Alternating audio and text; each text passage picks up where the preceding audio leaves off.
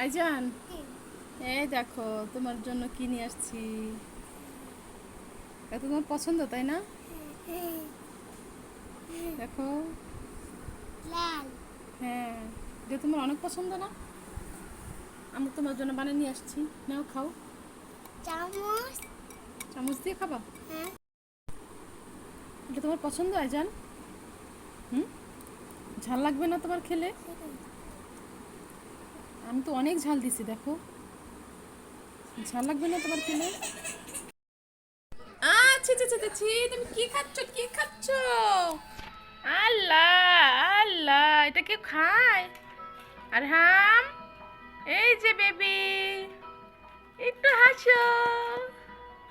আর হাম, এই যে